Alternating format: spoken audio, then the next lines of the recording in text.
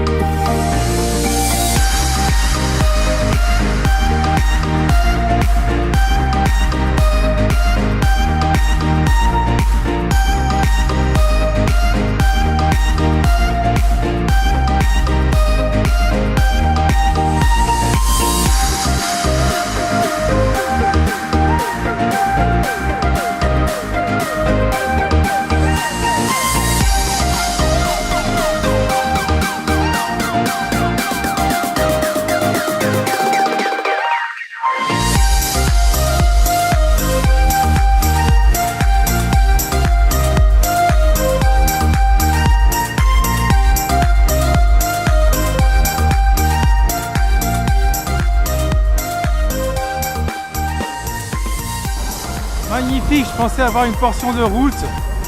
Même pas, ils ont construit ça le long de la route. Superbe. Merci la Saône-et-Loire, bravo.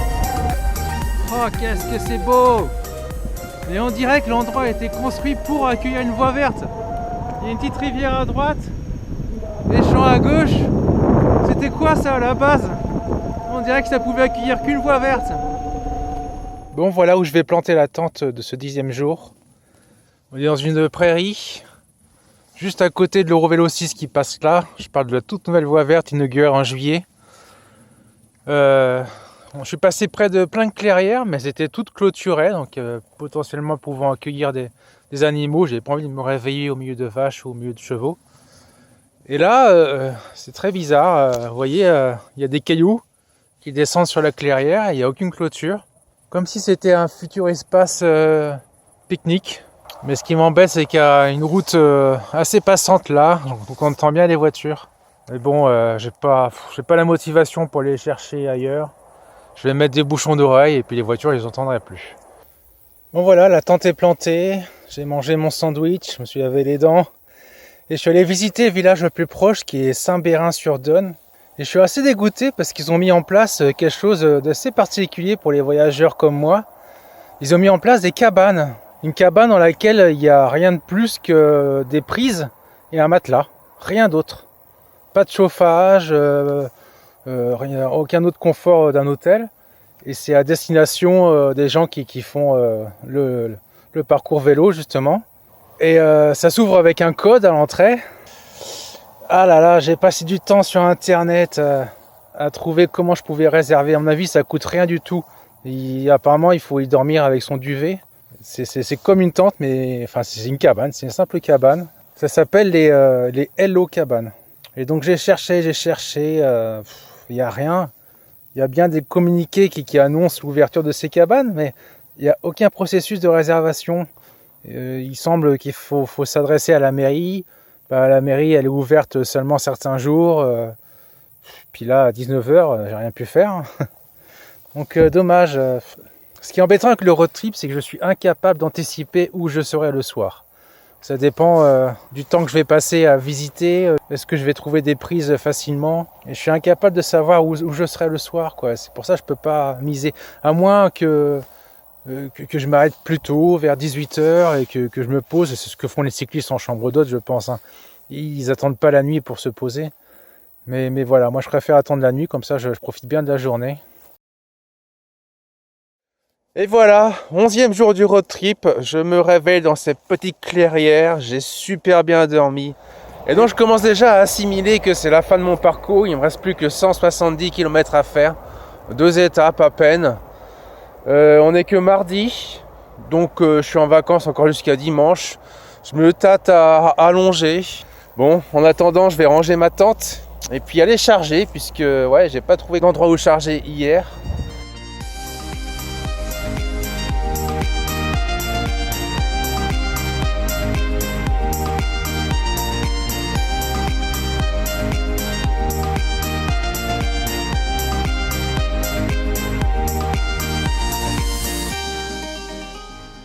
Vous voyez pourquoi c'est un bon plan de rouler électriquement le long d'un canal.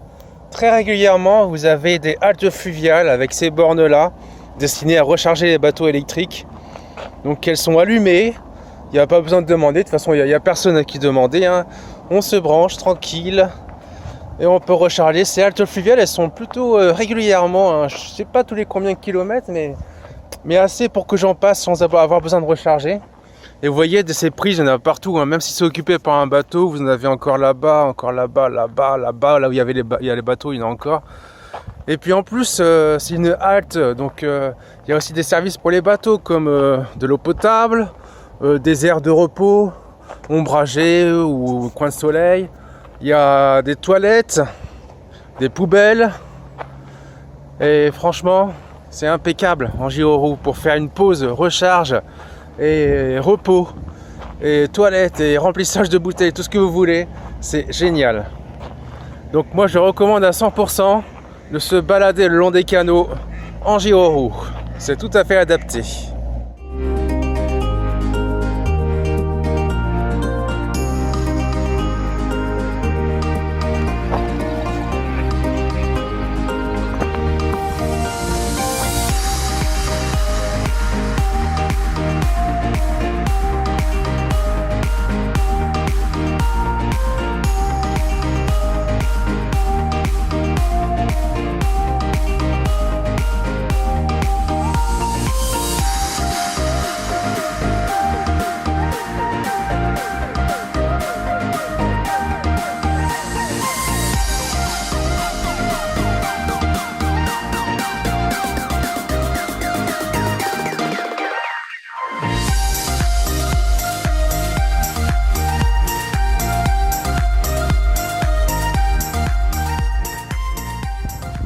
Bon, je suis arrivé à la bifurcation vers Centenay, ça veut dire que j'ai officiellement fait le tour de Bourgogne.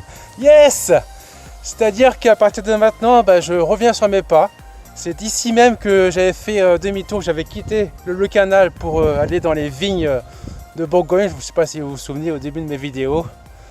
Donc le tour complet de Bourgogne, 822 km, plus ce que je fais depuis Lyon bien sûr. Voilà, j'ai bouclé la Bourgogne, c'est fait. Hihi.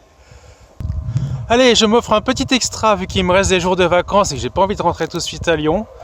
Il y a un ami qui m'a parlé de cette voie verte, donc je passe à Centenay, autant la tenter. Donc je vais faire un aller-retour sur cette voie verte. Et c'est parti, elle a l'air très belle.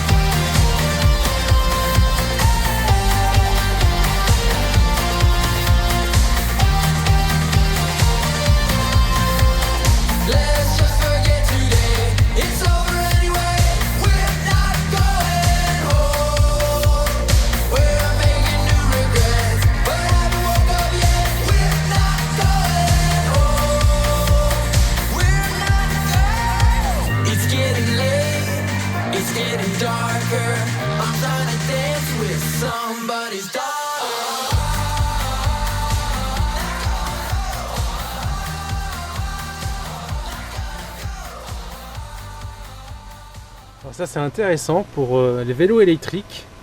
Il suffit d'avoir sur soi le câble Bike Energy. Et en fait, ces trucs-là, ça permet de se passer du chargeur.